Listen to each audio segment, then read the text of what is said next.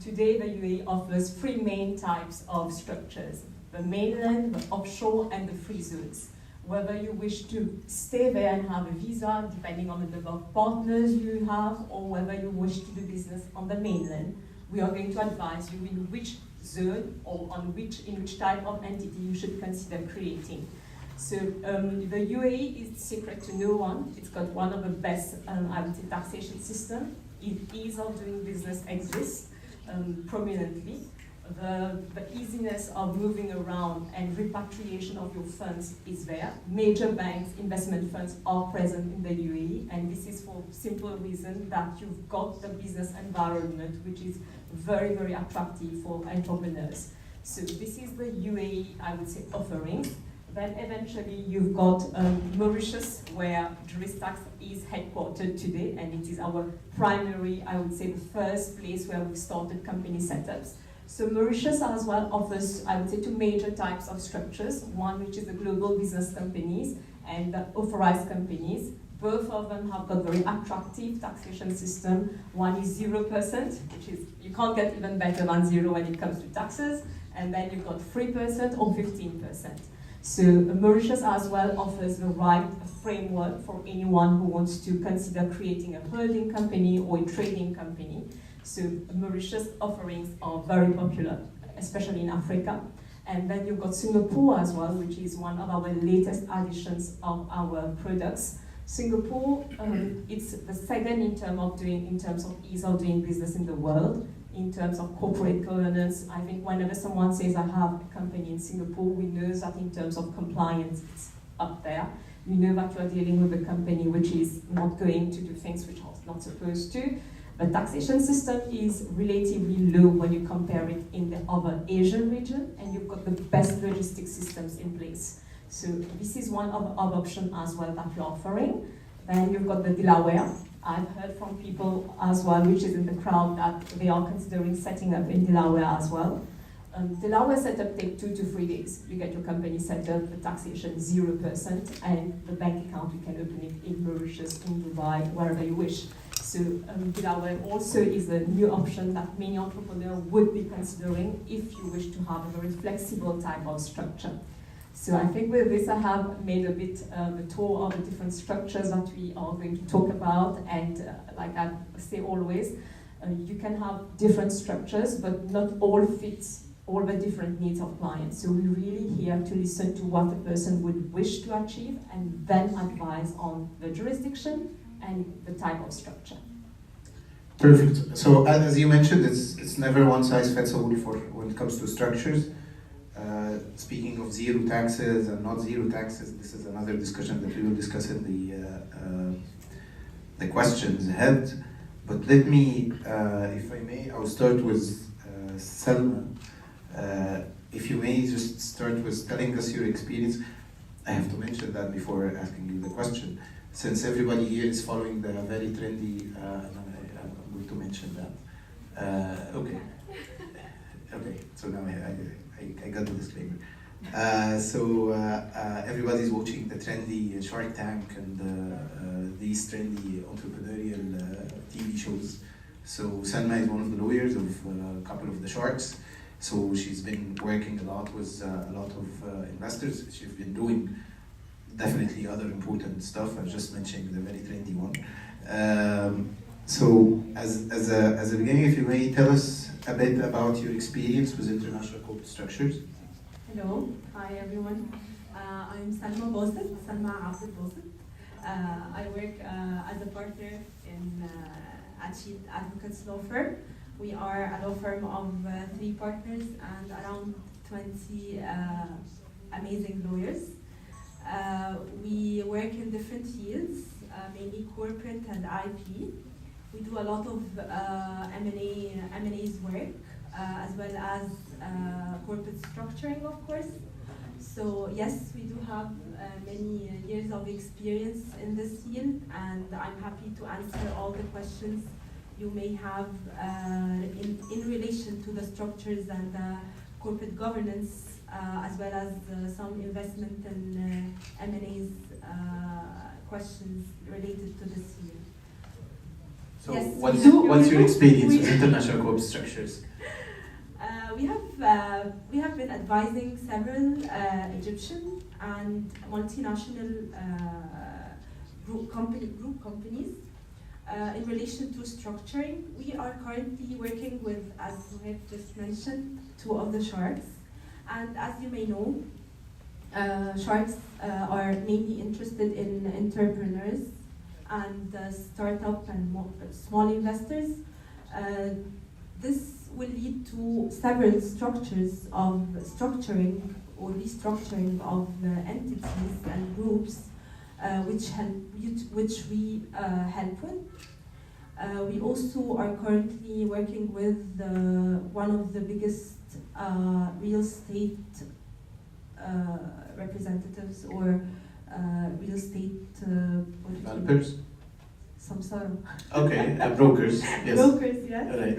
In the restructuring of their company group in Egypt and abroad, of Okay. course. So if I may paraphrase my questions, what are the challenges The challenge. that startups or regular businesses face in the Egyptian market that requires an international corporate structure? Should I say that? Go ahead. That's politics. Shoot. Unfortunately, in Egypt we face some great challenges, including the bureaucratic processes, the tax challenges, of course, which I think many of us actually have an idea of. We have a very complex structural and procedural path that an investor or an entrepreneur should go through in order to establish a business in Egypt. Additionally, I can say that the environment is not very steady and stable, which sometimes is very challenging, especially if you're not Egyptian. Okay, interesting. So from this question, I will move to Taroonah. What can you offer to your clients pertaining, because she said the challenges in a very general way because she wants to be politically correct. I was hoping some more details. Yeah. I can always give some more details, but yeah. I'm going to dig deeper. But what are generally the structures the corporate structures that you offer to your clients? And with some experience now we have with Egypt, with some experience we have with the Middle East. So how can we deal with these challenges with the structures that you offer? So I'll stay on the same line, being politically very correct here. Okay. So let us say someone is looking for tax optimization, if he's paying lesser taxes, or is looking for really...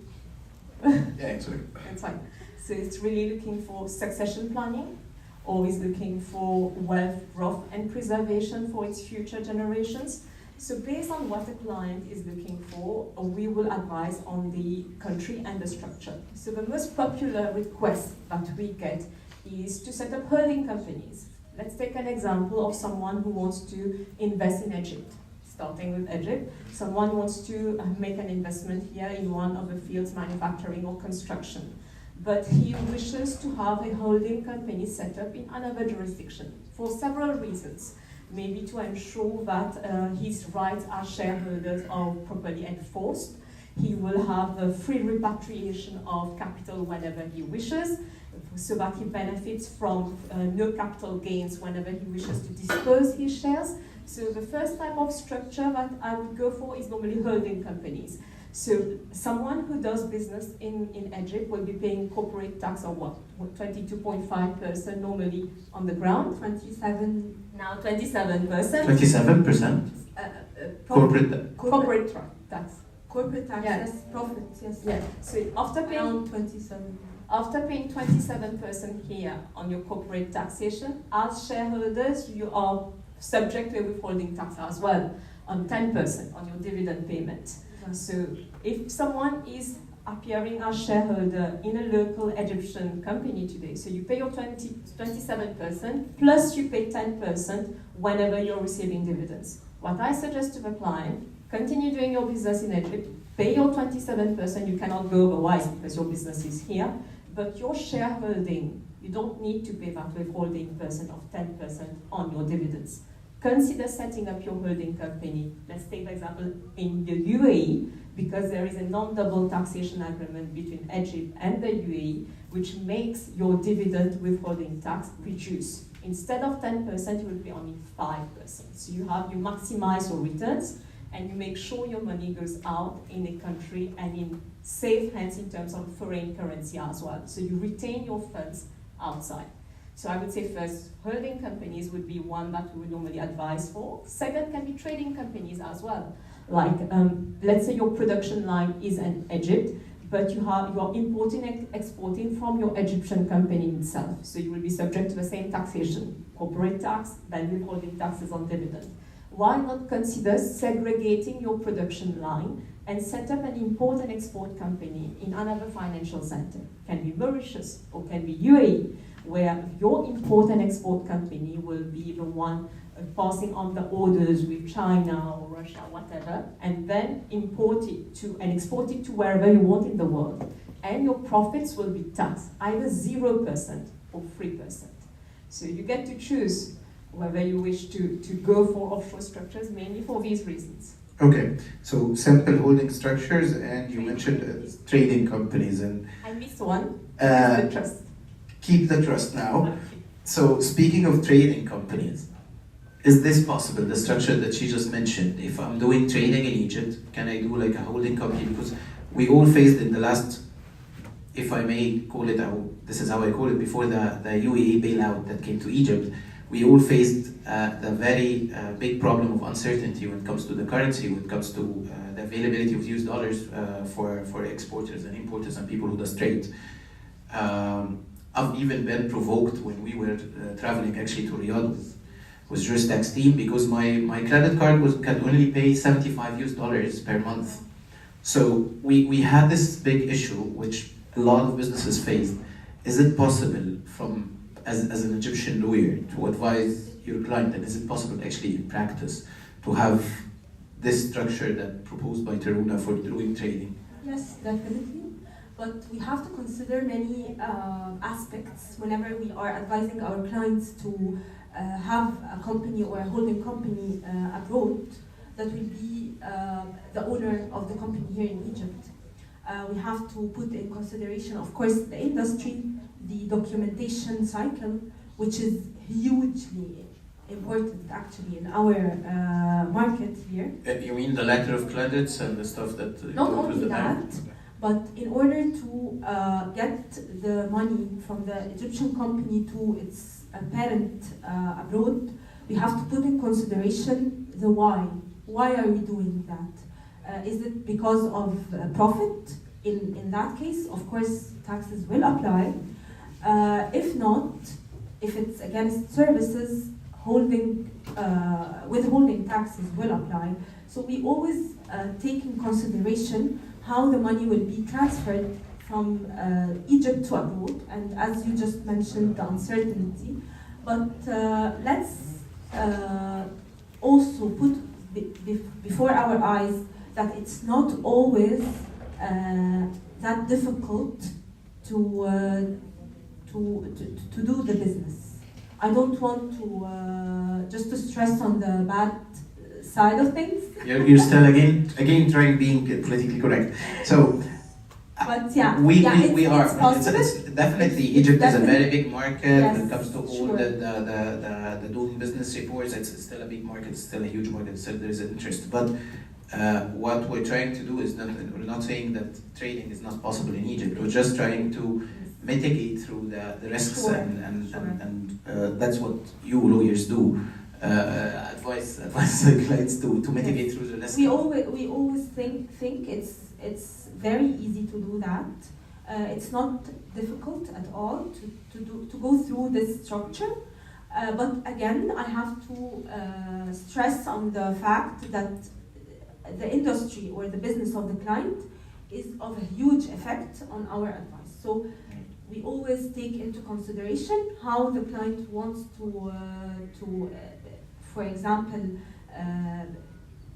great in the borders of its business, so we can advise them whether they go through that or not. But having, of course, a holding company or a parent abroad is always a better structure. All right, in terms of destinations, what are the favorite, when it comes to investors, if we're speaking about a simple holding company or for doing trading, what are the favorite destinations for investors in Egypt mainly? That's a question I don't need to be politically correct. Well, yeah, see? We're speaking about foreign countries, yes. all about foreign countries. Yeah, yeah. Go ahead. There are many, aspects that we take into consideration, the business. Away from the tax aspect. Yeah, I don't want definitely. to discuss tax aspect. I will not mention that, yes. Actually. We take into consideration cost, of course, how banks deal with the company here in Egypt, because I want to transfer or I want to open an account for my client which is based here in Egypt. So whenever I do that, the KYC, of course, wants to see the ultimate beneficiary shareholder. If the ultimate beneficiary shareholder is of a fishy origin, Not the right. Now you're not politically correct, but not in Egypt. not fishy, but not very comfortable to banks, a place or an area which is not very comfortable to banks. It's very difficult to open the bank account here in Egypt and do the business, actually. So we take very careful consideration of the place where the entity is established, the parent entity, in order to ease the process here in Egypt. This is the second. The cost is the first. The second is the. So the bank. clients in Egypt, what they care about, the very first priority is cost. Cost, of course, yes. It says a lot about. Alongside tax, of course, implications. Yeah. It is included somehow in the cost. Yes, definitely. The employment aspect of things. Whether I need to employ people there. As directors on the No, company? just employees, because many regions are currently obliging investors to employ employees there. Especially Like Saudi Arabia, for exactly, instance. This is the topic of the next, the after next panel. Saudization and Americanization is now a big hurdle whenever we think of entities outside of Egypt to expand in the Gulf, for instance. And of course in Europe. If we are expanding in Europe, like in the Netherlands, we always take into consideration the employment factor. Okay, interesting. So now I was taking the perspective from Egypt on what are the factors that people think of when they do the structure. I want to know what the factors you think of doing the structure, choosing the destination, whether I know you work in Mauritius, you work in Dubai, the IFC, Singapore. So what are the factors that you consider when you advise with a certain structure? So first of all, the client's business in itself, where is it situated? The locus of the client is very important. And based on that, we'll see what type of agreements, be it bilateral agreements or non-double taxation agreements, that the country that we are proposing the client for will benefit from. So the network of bilateral agreements and tax agreements will be one of the most important things to look for. It's not necessarily tax, but also the other advantages in terms of reduced freight charges, port charges as well, or access to wider markets. So this is the first thing. Second, the stability of the country. So when someone is looking for an offshore structure or setting up a holding company in another country than his own, he needs to ensure that his money will be kept safe. He needs to make sure that he will be able to take the money out. So the stability, political, financial stability is very important as well as an aspect of it. Definitely the legal and the taxation system, everyone wants to pay lesser, and so you need to make sure that the taxation system is enough attractive for what you're going to propose to the client. Then we've got, I would say, the possibility to have to relocate. Certain clients want to make sure that they're setting up in a country where if tomorrow they want to have a second home, it's easy for them to go there. the ease of doing business in that country, how difficult it is to get a contract enforced, how easy it is to get a bank account open, this is very important, whether it is mandatory for a person to be physically present for the bank account opening process, this will be another criteria. Tomorrow, if I want to sell the shares of that company, how easy it will be, how much taxes I will need to pay, if I need to repatriate the funds back to my country, how much taxes I will pay. So all these are factors that we will take into consideration as well when we are advising the client. Okay, and I remember in our last event in June last year, actually by coincidence, we had a very big fight regarding, it has to be called a fight, regarding opening bank accounts, and now we have here a banker in the audience. So, speaking of the opening bank accounts, a lot of clients face a lot of problems when it comes to opening the structure. They do the structure and then they couldn't open a bank account with the structure that they already have. I know this problem is faced by a lot of people. Some people I even I recommend for them certain destinations. They go and they do it, and then they face the challenge of having a bank account. What's the problem? So here it's a very general question, Mohab, and I know we had this talk last year. Eventually, every country is becoming very, I would say, very peculiar in terms of who will be the clients of their banking system. It's something which is happening globally. Today, with whatever pressure OECD Financial Action Task Force is imposing on the different financial systems, all have to be very prudent. So we are all adopting a more prudent approach finally. Each country has been promoting its financial system by ensuring that the bank account opening processes are swift. But how swift they are really? We are service providers. We can't sell a structure if we cannot tell the client he will get the bank account. So let's take the example of Mauritius today. It has been, we've been there for the last 15 years, and I can tell you in our experience, I don't remember how many clients, if ever, has been refused a bank account in Mauritius. And you don't need to be physically present for the bank account opening in Mauritius. Let us say someone wants to set up a holding company there. The bank account opening process will be done remotely for him. He doesn't need to be physically present in front of the client. Of course, the banks will ask KYC till the ultimate beneficial owner, which is a must in all jurisdictions, but at least you don't need to make the shift there in itself. The bank account opening process may take, 1 month normally, but you will get the bank account. Unless it's really an illegal activity or something which is outside the normal risk appetite, but else we don't foresee any kind of challenges.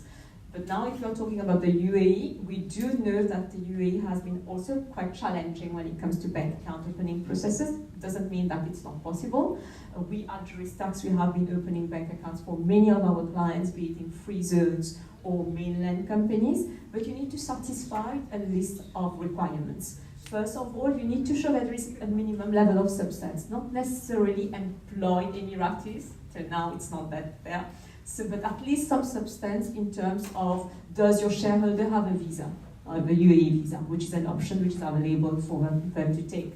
Would you have a minimum balance that you're going to keep in the bank account? This as well will be a factor for them to consider whether you can open the bank account. You will need to go there normally for bank account opening. The banker needs to see you. In fact, we were there on Sunday. The bank had to see had to look at me and say, okay, you exist, so now you can open the bank account for you. So all countries have got their own specificities. Singapore, which we would believe that might be very difficult, but I was quite amazed by the ease at which we are opening bank accounts for our clients. Eventually, we need to ensure substance, as all of the other countries, but it's not impossible, even today, to do it. Okay, it's not impossible, that's good enough. Okay, now I want to go to the taxation part. So, yes, and 0% taxes, more than 0% taxes, which one is better for the client? Is 0% taxes always the best solution for the client? No, it's definitely not. Okay. Definitely. Elaborate. Look, whenever we submit any tax report here in Egypt, they always want to look at the whole business part. And believe me, it's not in anyone's benefit if the tax authority can dictate or can locate a part which is not taxable. So again, non-taxable equals very bad procedures or very bad luck with banks. Yes. So this is something that we have been facing since forever. Bad or zero tax havens or zero tax areas mean less good repetition. Okay. This is for a fact. This is what we have been facing with our clients. But in terms of double taxation treaties and this topic here in Egypt, I will answer very honestly. It's very difficult to apply the double taxation treaty and the tax authorities because at the end of the day you're dealing with poorly educated employees who are not officials, who cannot trust whatever material you are given. Your only method to apply it is through court. So you actually pay and then resort to court, or of course the dispute resolution panels offered by the tax authority, which are very good actually. But at the end of the day, you will pay, and then you can see how you can take back your money, or in most events, keep them as credit.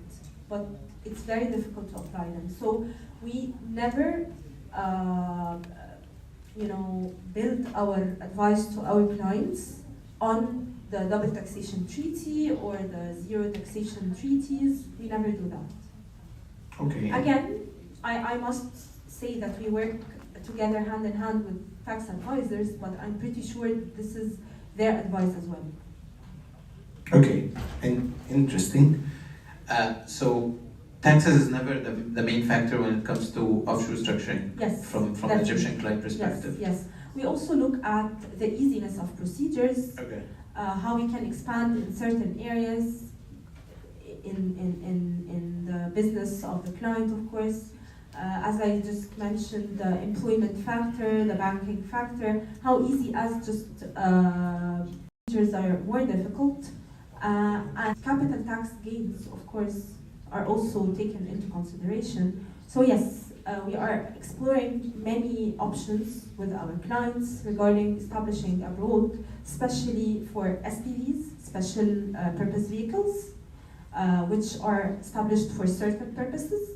Holding companies, because guess what? Holding companies here in Egypt are a nightmare.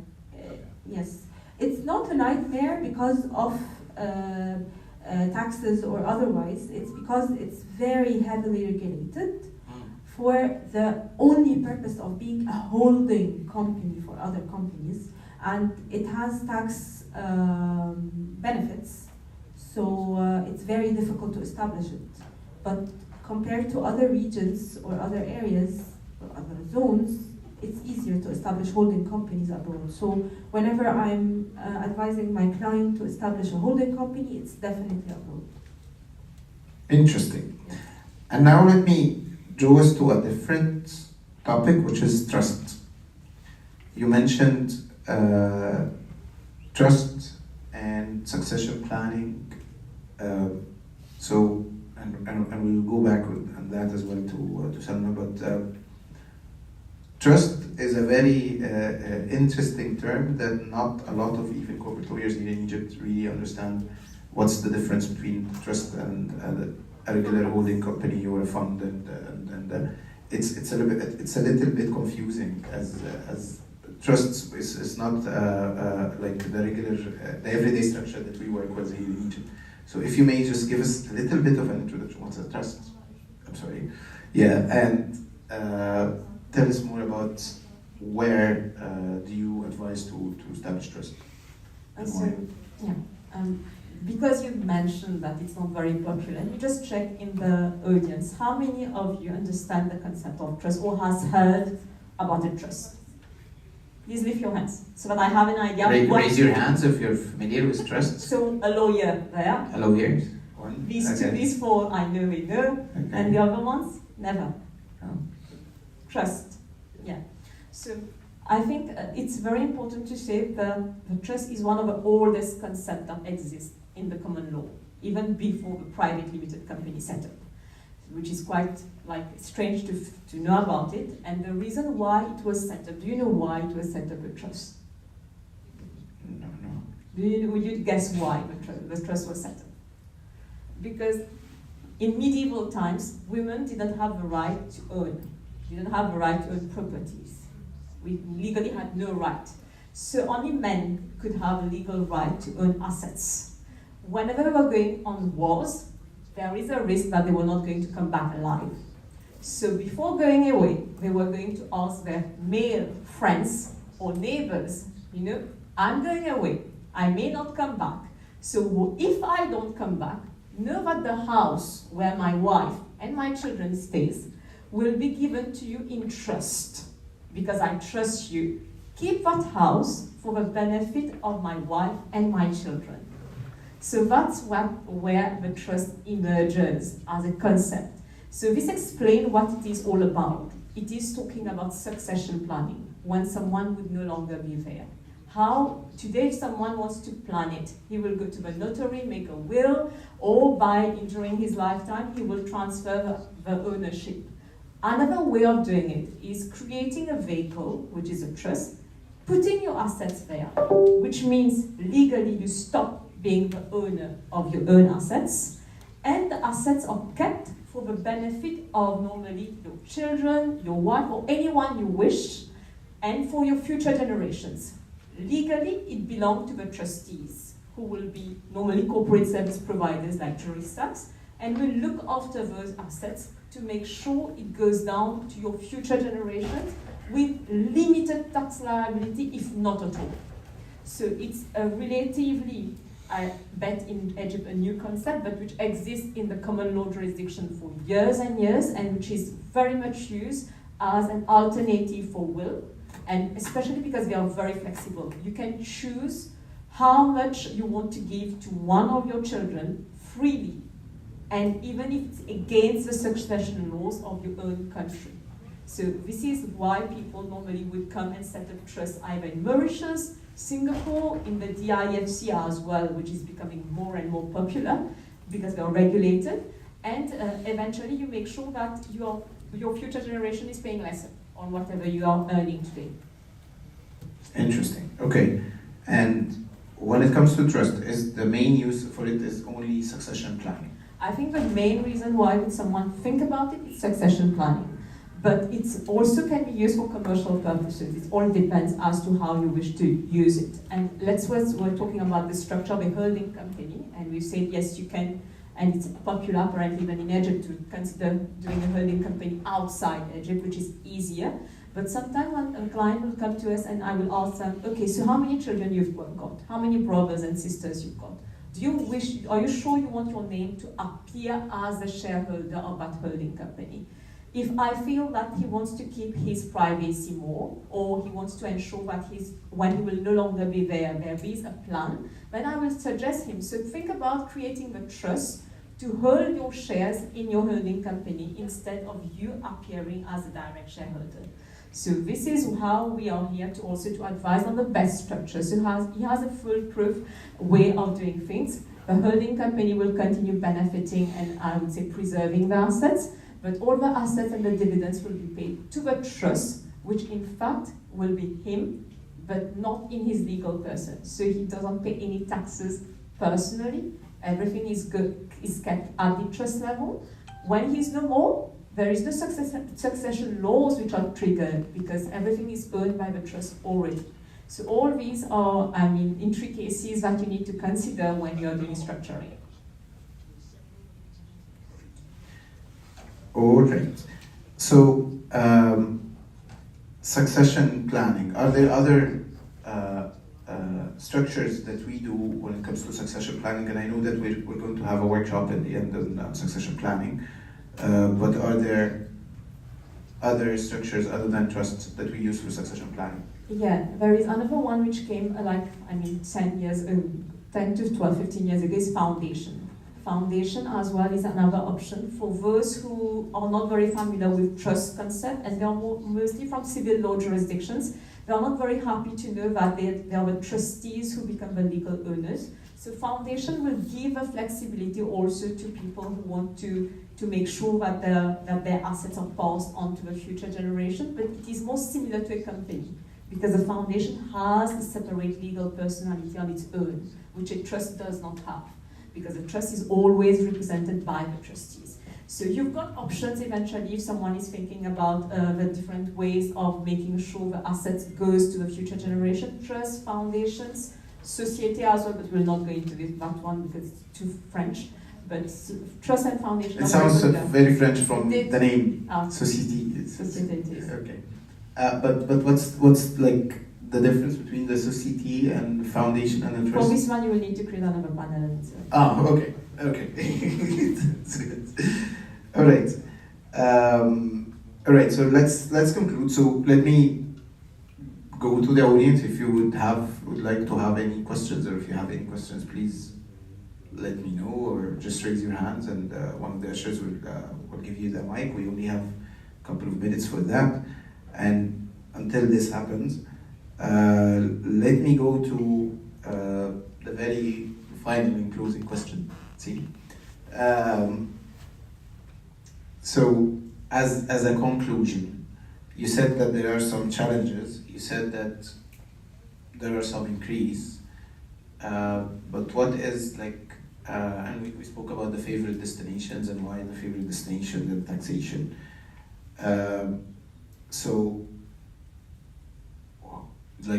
what are again? I'm going to repeat it, but I need a paraphrasing for it. But what are the main factors that your clients, because there are different kinds of clients. We have the people who does trading, we have the investors and entrepreneurs, we have the commercial people, we have people who just need a holding company. Now we just got introduced to succession planning. So what's the ultimate advice when it comes to offshore structuring that you give to your clients? Okay. Recently, unfortunately, I've been facing some weird trend where entrepreneurs and small business investors come to me to establish an offshore or a free zone company just for the trend. Interesting, there's a trend now. Yes, it is. You should channel them to JurisTax. Yes, definitely. But my ultimate advice would be why? Why do you want to establish an offshore or a foreign entity? So understanding the client's needs is the utmost important thing when we work with investors, because unfortunately some of them are very, I don't want to say, they have a huge lack of information when it comes to investment and legal frameworks, whether in Egypt or abroad, they are working with. So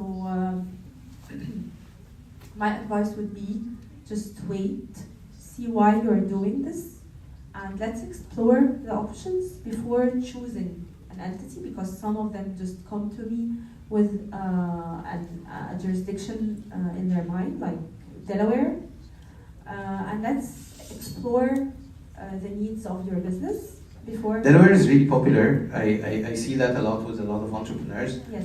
And because as well, it's very easy to apply online. Yes. You pay like, I don't know, $100 Yes. or something, and then you get a company, and then you don't do anything with this company. I get a lot of requests with a lot of broken companies, in a matter of speaking, Yes. from Delaware. And it's not even a vehicle that can be used for anything. Immovable. Yes. تقريبا. Almost immovable. So yeah, that's the hurdles we're facing with our clients. They come to us with already structured group or structure, which is very badly done by them, not by a lawyer. Yes. So I always I don't always suggest a lawyer, but at least educate yourself. Or suggest a lawyer. Yeah. Just for the cost is. Yes. All right. And your final conclusion, comments on structuring, mainly on advices for the clients. Like, I would agree on what Salma has said, is everyone has got very specific needs. The business needs, the personal circumstances, the family needs are not the same for every person. So you cannot just look at what your friend is doing and say, okay, yes, this is similar what I have, so I'll do the same. You really need to consult, and JurisTax, we are here as well to advise you, and this is free of charge. We are really here to advise as to what you should be doing, which structure you should choose, which financial center you should choose, especially for Egypt, which has very particularities when it comes to banking requirements as well. So I believe we are not here just to sell a product. We are really here to listen to what you need and advise on that, to take into consideration the taxation. Unfortunately, we cannot go without it, but the estate planning, the need for wealth growth and preservation as well. Thank you very much. Since we're not getting any questions, so thank you very much for your attendance and your patience. I think now it's the time to move us to the next panel. Thank you very much. Thank you, Salma. Thank you.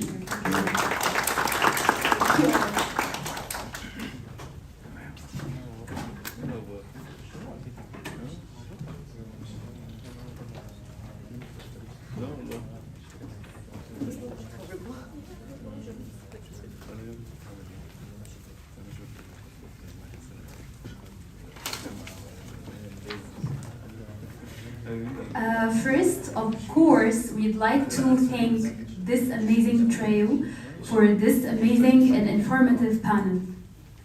And now we'll move to the second part of our conference, which will start in 2 minutes, which is a fireside chat. It will be about building bridges to discuss the challenges, opportunities, and the necessity of establishing a major regional arbitration center to enhance a business dispute resolution in the Arab world. And in this fire chat, we will have Dr. Muhammad Hafiz, the Director of the Legal Affairs and Business Development at the Cairo Regional Center for International Commercial Arbitration, which is known as Corsica. And also, we'll have Mr. Mohab Saeed, the CEO and founder of Arab Counsel, as the interviewer in this fireside chat.